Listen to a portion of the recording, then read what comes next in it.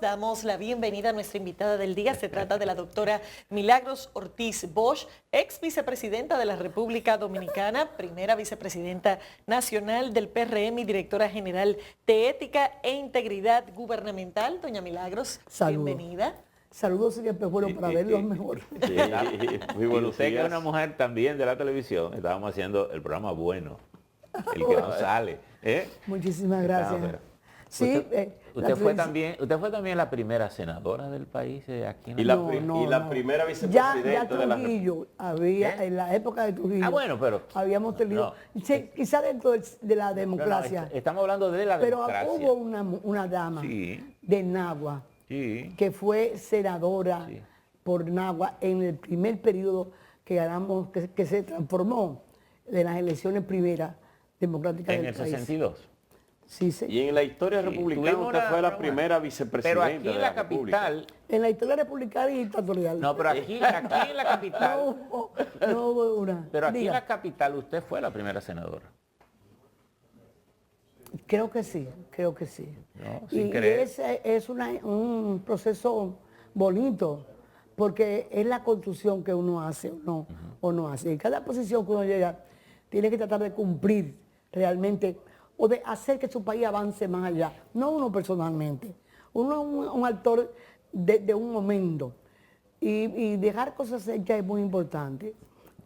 Como senadora me encantó inaugurar la rendición de cuentas con un pequeño folleto que todos los años le decía a la Kende, hasta los sueldos que recibí, cómo los gastaba y los resultados. Por ejemplo, el primer apoyo a un congreso del Banco Internacional de Desarrollo fue al dominicano para la reforma y modernización del Congreso. A mí yo había estado trabajando en la Cámara de Diputados y me horrorizó ver el atraso que tenía la institución. Era muy inmediato el control que tenían los gobiernos de la dictadura y entonces en ese sentido conseguimos hacer eficiente el concepto de la inversión. Porque si los gobiernos de América Latina eran oligárquicos, dictatoriales, controladores, había que fortalecer los congresos. Y en ese concepto el BID lo entendió y hizo el primer préstamo con el gobierno, porque los bancos internacionales, los organismos internacionales no le prestan a entidades, sino al gobierno. Tuvimos esa cosa hermosa. Doctora, usted tuvo desde muy temprano en la política, apenas casi era una niña, como dice, y ha vivido toda esta experiencia del fin de la dictadura, la vida democrática, la construcción de la democracia, ha tenido roles, bueno, Laura mencionaba algunos de ellos, vicepresidenta de la República, senadora, dirigentes políticos. ¿Cómo conectamos esa generación en la que usted vivió, muchos de ellos vivió, para conectar con un mundo diferente, tecnológicamente cambiado, un mundo mucho más universal, mucho más planetario? Primero convencerse uno. ¿Qué no hemos hecho, que hemos debido hacer o que tendríamos que estar haciendo en este momento? Equivocarnos. Yo te voy a decir dos equivocaciones desastrosas. Primero, el Consejo de Estado, de repente, casi inaugurado, hizo un decreto, una ley confiscando todas las propiedades de la familia Trujillo. Y nosotros que estábamos discutiendo en la calle del Conde, cómo debía reorganizarse la República Dominicana, no nos dimos cuenta que se había oficializado una economía de Estado. Que lo que otra gente quería que el Estado tuviera para organizar el futuro, lo teníamos nosotros. No nos dimos cuenta y por ahí se perdieron 11 ingenios, 11, todo lo que fue CORDE, todo se fue perdiendo. Porque no nos dimos cuenta que el país tenía una situación diferente. Y esos son los errores de todo. Otro caso. Ustedes, los que no estaban vivos, lo conocen ya por la historia. Uno vio a Camaño, un ser líder popular más grande de este país, con las masas en la calle, un movimiento excepcional. Y ese líder, de repente, las fuerzas políticas decidieron que él no debía ser parte de ese proceso continuo, sino irse a Cuba a hacer el proceso guerrillero de entonces y no se dieron cuenta que en ese momento ni siquiera Cuba podía facilitar lo que había facilitado en Angola, que había habido un acuerdo mundial entre Rusia y Estados Unidos que obligaban a Cuba a paralizar muchas cosas. Entonces, ese hombre hermoso se murió solitario en una época equivocada, por un pensamiento político equivocado, solo en una montaña. Entonces hay errores que hemos cometido y de los que somos responsables y tenemos que seguir evitando que los errores se sigan cometiendo. No ver el tiempo social que estamos viviendo, el tiempo histórico, el tiempo mundial. Todas estas cosas nos cogen sin un pensamiento ideológico o de desarrollista o de visión nacional, en la que el atraso de repetir los viejos modelos, y hablo de los que yo con mi generación cometimos, no estoy pasándole aquí el lápiz a nadie. Creo que lo que tú preguntas, propio de tu profundidad, es de una trascendencia hoy en día fundamental para este país. No ver el momento que estamos viviendo, la oportunidad que tenemos y cómo construirla juntos. Hablábamos nosotros ahorita, Laura comenzaba creo que Laura o Caminero, planteaban el tema de adelantar los procesos electorales en el país. En un momento complicado, ¿no? Interno y externo, de un mundo diferente, como te dice. ¿Qué deberíamos estar haciendo? ¿Qué cosa, cuál es, tal vez, irresponsabilidad está cayendo el liderazgo en un momento como este? Como usted dice, sin pasarle el lápiz a nadie, sino ¿qué debe hacer el liderazgo? No es un problema de pasar el la lápiz. escuché a mí me interesa la reflexión. Cuando le hicieron el reconocimiento en el Senado, yo fui y la escuché hacer una serie de reflexiones en su experiencia y sin consultar a nadie. En desmontar los prejuicios de los contrarios que usted hacía ahí. ¿Qué deberíamos estar haciendo ahora el liderazgo político nacional?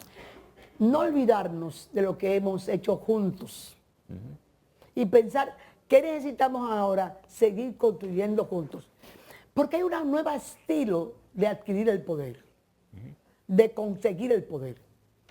Estamos en una época de tecnología. Tú no puedes tener gente que está hablando de tecnología por la radio, la televisión, inclusive trayendo tecnología. Y no darse cuenta que ya hoy en día la gente tiene una información que no es la falsedad, es el hecho que está recibiendo. Te pongo una tontería.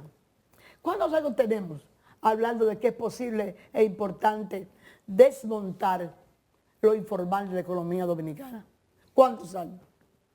Y nadie vislumbra que cuando el presidente decide titular la tierra de la gente en sus casitas o en sus predios sin título, está contribuyendo a crear, a desformalizar o a formalizar una cantidad de miles de dominicanos. No se dice, pero usted es inteligente, entiéndalo. Hay cosas que uno ve, por ejemplo, donde yo me muevo. Yo soy la directora de ética, ¿verdad? Y todos los demás apellidos, soy la directora. Pero además soy la coordinadora del gabinete de transparencia y prevención del gasto público. Ahí comparto esa posición junto con Carlos Pimentel, con el ministro de Hacienda, el director de presupuesto, el director de las finanzas públicas. Ahí hacemos un trabajo, el Contralor General de la República, de ejecución de la normalización de la economía, del funcionamiento del Estado. Toda la gente que está detenida, ojalá nadie estuviera detenido. El problema de la lucha contra la corrupción es evitarla, es que no haya corrupción. Y entonces ese problema se debe a que no se cumplieron las normas de administración pública. Se dijo que una persona que tenía que tener un permiso para negociar con hidrocarburos no lo tenía, que un contrato no se registró, que una orden de pago no se hizo la auditoría para saber si lo que se pagaba correspondía al contrato. Todo el que está investigado es por una falta de seguimiento de la administración pública. En ese papel estamos nosotros. Por ejemplo, ¿cómo les digo? Había 100 y pico, quizás 160 instituciones públicas que no ejecutaban el presupuesto por el SIGEF. ¿Qué es el SIGEF? El Sistema Informático de Gerencia Financiera. Todo se debe manejar por esa vía. Esa ley la hizo Leonel Fernández y vuelve a lo que les interesó. Cuando se iba a Peña Gómez enfermo, hubo una reunión. El doctor Leonel Fernández le habló de dos cosas al doctor Peña Gómez. De la ley de capitalización, la 101, y la ley y la reforma que con el BID iba a pactar de la administración pública. Ahí se estableció el SIGEF. Estoy hablando de cerca de 24 años atrás. Wow. Y nosotros encontramos ahora un SIGEF con 160 instituciones que no lo ejecutaban. ¿Por qué no lo ejecutaban, doctora? Porque no ¿Qué había, explicaciones dan? no había la responsabilidad. El amigo que dice que no sabemos gobernar, yo quisiera de vez en cuando darle una lección de los errores que cometieron. Él cometió una. Él tuvo problemas jurídicos que resolvió felizmente la sociedad resolvió. ¿Quién es él? ¿Leonero o Danilo? Mire, yo diría a ellos. A ellos. Son Ok. procesos. Me decía con muchísima elocuencia este fabuloso hombre que nos acompaña, nada más y nada menos que esto no es una cuestión de cosas personales. Y yo voy a evadirlo todo lo que pueda. Doctora, Todo lo que pueda. usted ha Pero- hablado de un nuevo estilo de gobierno y hay varias iniciativas que se han implementado desde su dirección, tratando precisamente de limitar la corrupción, aumentar los niveles de transparencia, pero es un rol difícil. Los gobiernos son muy grandes, mucha gente distinta, el PRM tenía mucho tiempo sin gobernar. ¿Cuáles son los principales retos que desde su dirección usted está encontrando en ese objetivo de lograr mayores niveles de transparencia? Primero, reconocer lo que estamos recibiendo. Porque usted no puede cambiar y reformar si no sabe dónde están, buscar las fallitas donde estaban. Por ejemplo, las comisiones de ética se veía una bonita y bella institución. ¿Cuántos hechos de los que ahora conocemos evitaron las comisiones de ética antiguas? No tenían formación, no tenían un plan. Hemos hecho ahora un plan que es para solidificar, hacer eficaz el control interno, que no salga un papelito de un ministerio o una dirección que no sea por la línea correcta, es evitar la corrupción. En una situación en que todavía la corrupción dejó tantos beneficiarios, dejó tantas personas que de manera irregular vivieron mejor que la gente que cumplía con sus deberes y sus obligaciones. Pero yo te puedo decir que tengo la satisfacción de decir que es una cosa alcanzable. Y lo sé, yo lo sé porque, por ejemplo, conversaba mucho con Carlos Pimentel porque tenemos incidencia en el mismo gabinete de transparencia.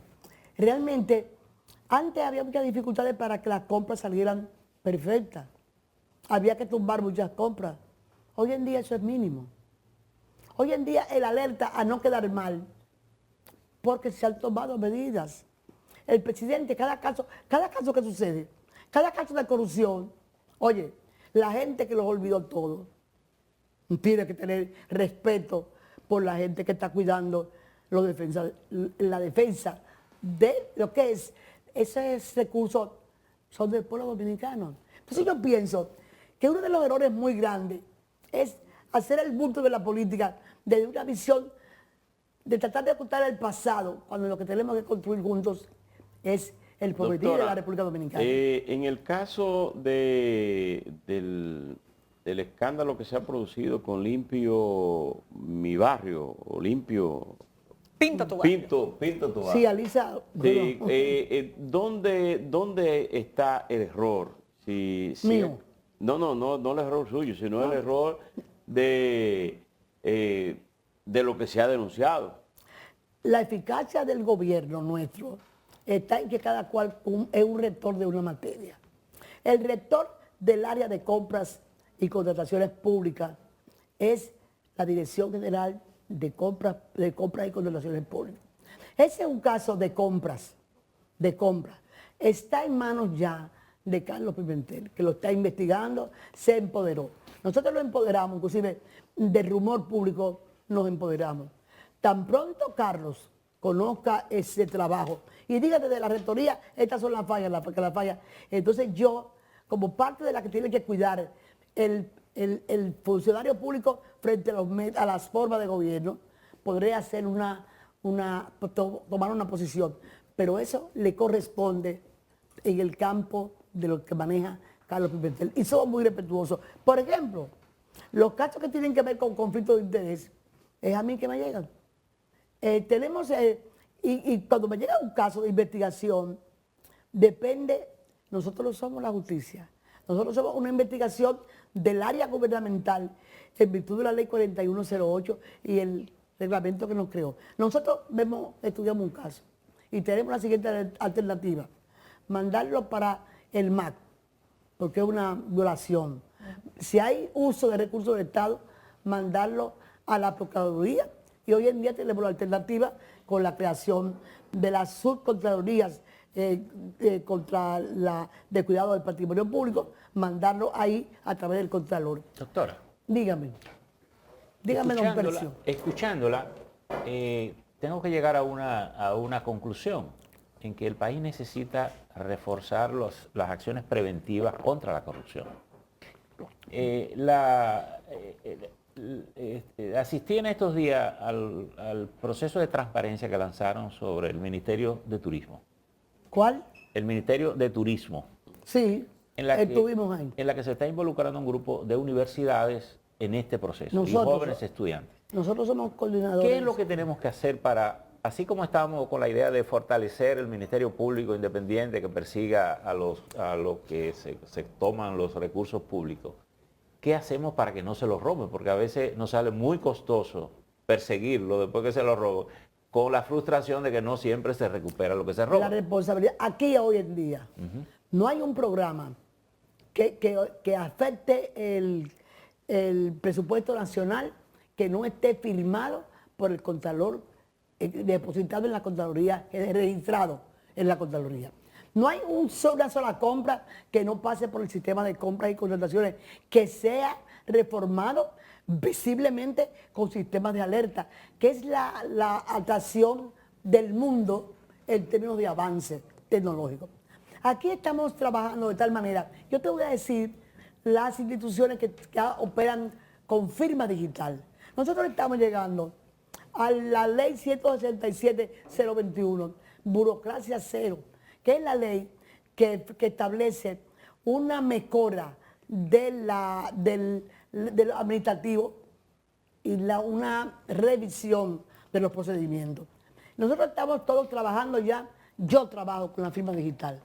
Yo te puedo decir que Industria y Comercio, INAPA, el Ministerio de Desarrollo, Planificación y Desarrollo, todos estamos trabajando con la CISU. Nosotros estamos haciendo una reforma del funcionamiento de cada detalle. Había que ver lo que fue la presentación del programa fundamental de innovación, la innovación digital. Señores, acaba de ganar el primer premio en el mundo, el portal 2030, acaba de ganar el primer premio, lo acaba de recibir el viceministro Montilla en Europa. Nosotros no percibimos que, por ejemplo, tuvimos la certeza de hacer un contrato de un seguro en caso del gas licuado, del gas natural, y a nosotros nos están pagando dinero por el subida del precio del gas natural, que hay una cantidad de cosas reconocidas por el mundo, y los dominicanos aquí hay un grupo que no quiere ver la luz. Hay un bellísimo cuento de Anton Chekhov, el ruso, Detente Sol, que con un dedo no se puede tapar el sol. Y hay gente que cree que van a tapar, es los resultados.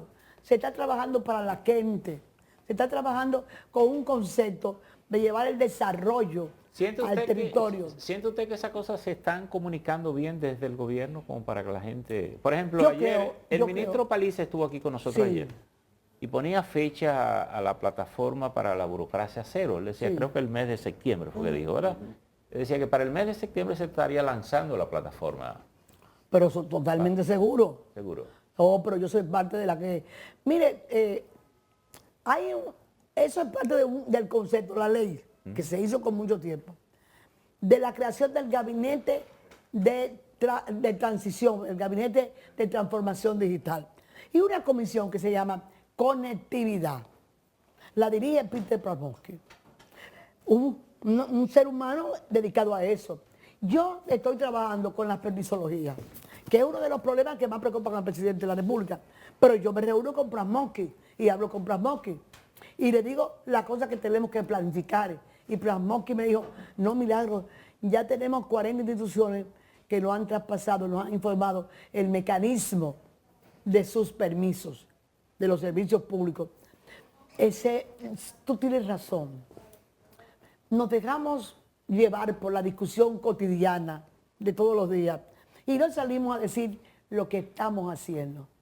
Yo te puedo decir que nosotros hemos elegido 114 instituciones en democracia de las comisiones de integridad gubernamental y cuidado normativo. ¿Y qué pasa? Oye, ya van a hacer su mapa de riesgo.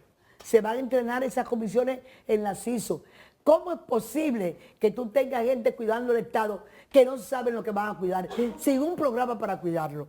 Mira, este país por primera vez tiene una política nacional de datos abiertos.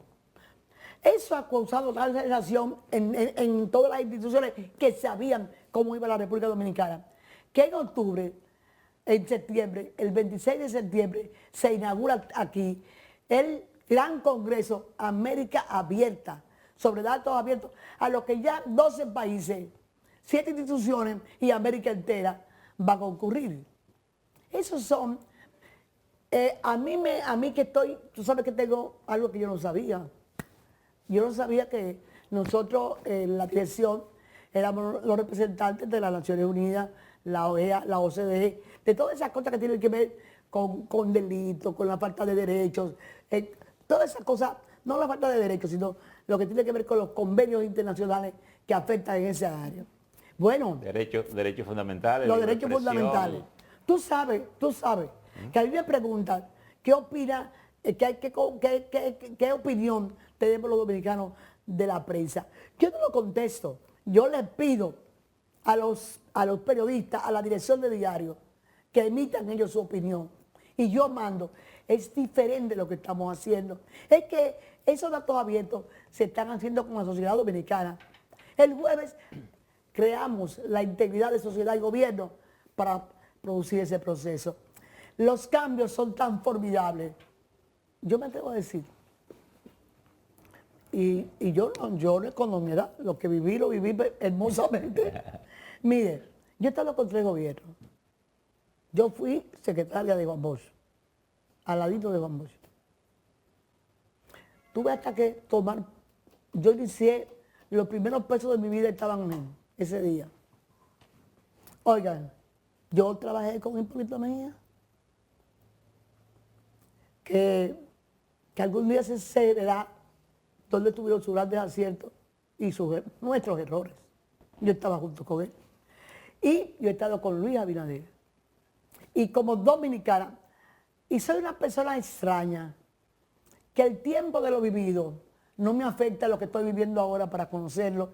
Yo soy tan fresca que sin saber de tecnología, implementé en educación la primera gran transparencia dominicana. Entonces, yo te digo que siento un orgullo terrible de este gobierno. Que como dominicana, mi vida entera la pongo ahí como una garantía de lo bien que estamos trabajando. Doctora, en el caso de su participación en el gobierno de Hipólito Mejía como vicepresidenta de la República, pero ministra de Educación. Le tocó ser ministra de Educación los 4 años. En el caso de ese proceso que le tocó a usted transformar la educación dominicana y lo que estamos viviendo después de la pandemia, durante la pandemia le tocó al gobierno de Luis Abinader manejar un proceso de educación y ahora, después, post pandemia.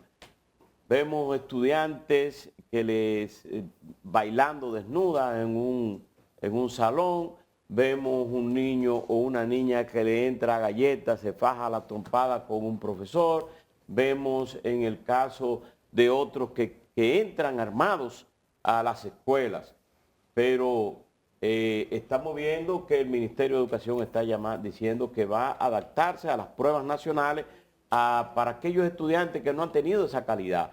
¿Cómo usted ve este proceso y qué hay que cambiar? A eso hay que agregarle, doctora, que ya vamos para 10 años de implementación del 4% del Producto Interno Bruto a educación. Si comienzo por ahí, le va a ir mal a los otros.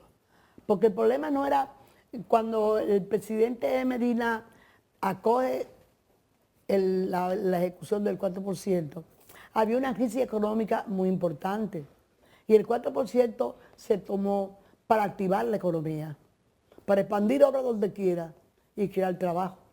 No se llevó y tenían hecho muchas cosas. Por ejemplo, del periodo mío, me tocó hacer el INAFOCAM, Instituto de Formación Magisterial. Yo dejé construida el Instituto de Educación Superior Salomé Orellana Enríquez, porque las 4 normales o 6 normales que existían, escuelas normales, no eran suficientes para un país que tenía que alcanzar el desarrollo que estamos necesitando y demandando ahora. Yo pienso que hay problemas que nos desbordan. Oigan, cada vez que usted prende la televisión, es universal, te puede entrar lo que tú quieras en el mundo. Hay canales hay centros que te ofrecen 1000 canales. Óyeme, ¿dónde estuvo uno de los problemas de la juventud? La prevención, como veía ahorita. Cuando se introdujo, y hay que decirlo, cuando se ajustó la moneda dominicana, fue cuando se hicieron posible el desarrollo turístico y de la zona franca. Pero ahí se reclamó, se necesitó quizás cientos de miles de mujeres, o algunos 200 o 300 mujeres llevadas a esas tareas. Y el Estado no previó qué iba a pasar con esos niños. Se quedaban solos. Entonces, son errores de tiempo y de medida que cometemos, que ojalá aprendemos a pensar. Entonces, lo moderno, el desarrollo de la tecnología, como nos quedamos atrasados, fíjate lo que causa un atraso. Cuando tú no ves el futuro y quieres retener el pasado y te mantienes en el pasado, le quitas tiempo a tu país, a tu ciudad, a tu nación. Y eso es lo que está haciendo una parte de la oposición hoy en día. ¿Y qué pasa? Llegaba la tecnología, los niños en su casa con caramelita, como dice la gente de los barrios, ven acciones lésbicas de cualquier género y espectáculos de sexo a cualquier hora. La pastilla iba a tener consecuencias. Y el mundo sigue aferrado a una época que ya pasó. Las mismas religiones todavía no tienen el discurso de ahora. Lo ha intentado el padre actual, ¿verdad? Pero no Francisco, pero no ha logrado el mundo colocarse a donde tiene que colocarse. Por eso, las naciones como las nuestras tienen que fortalecerse internamente, crear visión de país, visión de ciudadanía, reeducación, formación adecuada dentro de los nuevos tiempos. Doctor. Pero la calidad educativa que es dentro de todo eso que usted menciona, es un atraso que seguimos teniendo. Un aspecto importante. ¿Qué es lo que hay que hacer? Porque están los recursos. ¿Qué es lo que falta para que veamos un cambio cualitativo a nivel de nuestra educación? Te lo quise decir al principio, explicarlo en lo cualitativo. Los primeros dinero se aplicó para construir la escuela donde no se necesitaban. La necesitaba el aspecto social y económico, no la educación. Comprar celulares que no tenían a sobreprecio. Se dio una oportunidad económica y dio resultados desde el punto de vista, pero no de la educación. Desde el punto de vista de una visión desfocalizada de que lo más importante es educar para ese desarrollo. Entonces yo pienso que esa es una de las cosas que ustedes me han dado la oportunidad de comentar varias veces, que hay que focalizarse, que hay que centrarse. ¿Cómo es posible? El contenido. ¿Cómo es posible que una constitución como la del 26 de enero del 2010 no tenga el cuerpo de leyes que la hacía una realidad? ¿Cómo tú puedes estar orgulloso de que hice la Constitución más progresista si el progreso eran hechos jurídicos que nunca se hicieron? Y que tú 20 años después estés diciendo que es que no sabe gobernar. ¿Sabe quién no sabe gobernar? El que dijo en Santiago que había muerto la zona franca. Y están ahí para decir que la verdad de que están ahí, son inteligentes y tienen figuras como Fernando Capellán, capaz de crear sistemas inclusive de influencia política internacional. Doctora, no quiero que usted se marche de aquí Ya me tengo que ir, lo sé. sin conocer el juicio, sobre todo porque usted ha estado muy involucrada durante todo este tiempo en el sistema de partidos políticos. Sí. Y América Latina se ha estado moviendo por Sí. todo. Colombia ya ha dado un resultado con Petro, que tiene mucha gente pensando en que puede haber alguna reserva. Por primera vez tiene un hombre de la llamada izquierda gobernando. Pero todo esto también refleja un debilitamiento de los partidos políticos tradicionales. ¿Cómo usted ve el contexto de América Latina para bregar con todos estos temas que hemos mencionado? El tema de la educación, la pobreza, la vida institucional, corrupción, delincuencia, en fin. Si son objetivos los que se han elegido, si tienen una visión de la realidad que los mueve, si saben de verdad que a pesar de la corrupción y de la guerra y ataque a Ucrania, el sistema de la dictadura de clase no ha dejado lo que han tenido pueblos como Finlandia, pueblos donde los suecos, los suizos, los Noruega, donde por haber desarrollado desde el sistema capitalista, el sistema social, han logrado un desarrollo adecuado al medio ambiente, al ser humano, al desarrollo de su sociedad.